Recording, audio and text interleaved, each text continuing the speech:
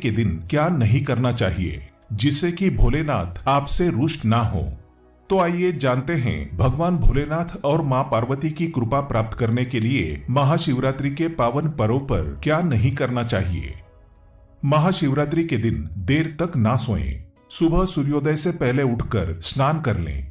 ऐसा करना आपके लिए अत्यंत शुभकारक होगा। इस दिन भूलकर भी काले रंग के वस्त्र धारण ना करें। इस दिन काले रंग के वस्त्र धारण करना अशुभ माना जाता है। महाशिवरात्रि के दिन शिवलिंग पर चढ़ाई गई चीजों को बिल्कुल भी ग्रहण ना करें, क्योंकि शिवलिंग पर चढ़ाई गई चीजों को ग्रहण करना अशुभ माना जाता है। यदि आप शिवलिंग पर जल चढ़ा रहे हैं तो ध्यान रखें, शंख से जल बिल्कुल भी ना चढ़ाएं। भगवान को आप लोटे से जल अर्पित करें। शंख से भगवान भोलेनाथ का पूजन नहीं किया जाता। और लोटे से भी जल चढ़ाते समय इस बात का ध्यान रखें कि अगर आपने जल में दूध या फिर दही मिलाया है तो आप दूध और दही से भगवान का अभिषेक करते समय तांबे के लोटे का इस्तेमाल ना करें, क्योंकि तांबे के पात्र में दूध और दही से जहर बन जाता है। इसलिए दूध दही से भगवान भोलेनाथ का अभिषेक करने के लिए आप स्टील का या फिर पीतल के लोटे का या चांदी के लोटे का इस्तेमाल करें। इस दिन की गई पूजा का प्रतिफल 100 पूजाओं के समान होता है। महाशिवरात्रि के दिन भगवान शिव की पूजा में तुलसी का प्रयोग भूलकर भी ना करें, क्योंकि आप ऐसा करते हैं तो आपको पूजा का पुण्यफल प्राप्त नहीं होगा। भगवान श्री गणेश और भगवान शिव को तुलसी अर्पित नहीं की जाती। इससे कालसर्प दोष जैसे दोष लग जाते हैं। इस दिन भगवान शिव की पूजा में केतकी और चंपा के फूलों का प्रयोग नहीं करना चाहिए, क्योंकि भगवान शिव की पूजा में इनका प्रयोग करना वर्जित माना जाता है। भगवान शिव की पूजा में हल्दी और कुमकुम का प्रयोग बिल्कुल भी ना करें, क्योंकि भगवान शिव बैरागी हैं और हल्दी और कुमकुम शुभता के प्रतीक माने जाते हैं।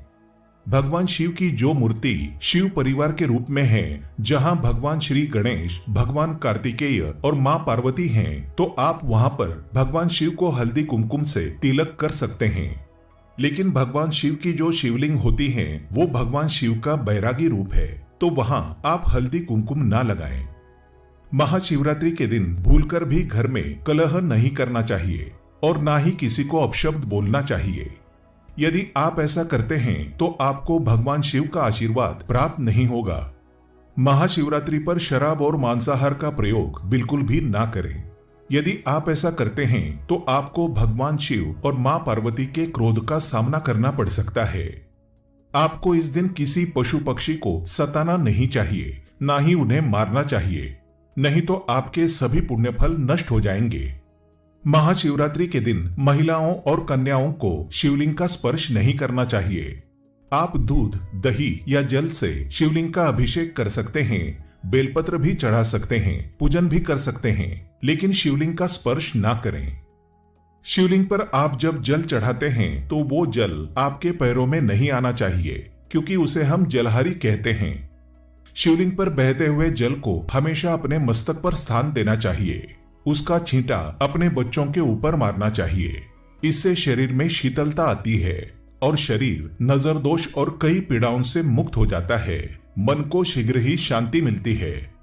शिवलिंग की सदैव आधी परिक्रमा ही करनी चाहिए, इस बात का विशेष ध्यान रखें। दोस्तों, महाशिवरात्रि के पावन पर्व पर भगवान भोलेनाथ और मां पार्वती की कृपा प्राप्त करने के लिए इन सभी बातों का विशेष ध्यान रखें, जिससे आपको व्रत और पूजा का पूर्ण फल प्राप्त हो और भगवान शिव और मां पार्वती की आपको कृपा मिल सके। बहुत सारी चीजें इस दिन के व्रत में ऐसी होती हैं जो आपको नहीं खानी चाहिए, और एक चीज ऐसी है जो महाशिवरात्रि के दिन जरूर खानी चाहिए, ताकि आपको इस व्रत का संपूर्ण फल मिले। महाशिवरात्रि के दिन बहुत सारे लोग व्रत रखते हैं। एक वेला उपवास रखकर एक वेला सात्विक अन्न ग्रहण करते हैं। महाशिवरात्रि का व्रत अगर आप रखते हैं तो ध्यान रखें, शरीर में पानी की कमी ना हो। इसके लिए अनार या संतरे के जूस का सेवन कर सकते हैं, लेकिन ईख का यानी कि गन्ने का जूस मत पीजिएगा। महाशिवरात्रि के दिन फलाहार में सेब, संतरा, पपीता, केला, खीरा वगैरह खा सकते हैं। इस दिन नमक नहीं खाना चाहिए। बहुत से लोग सेंधा नमक का खाना खाते हैं, तो आप वो खा सकते हैं, कोई दिक्कत नहीं है, लेकिन सफेद नमक को मत खाइएगा। काला नमक यानी ब्लैक सॉल्ट को भी मत खाइएगा।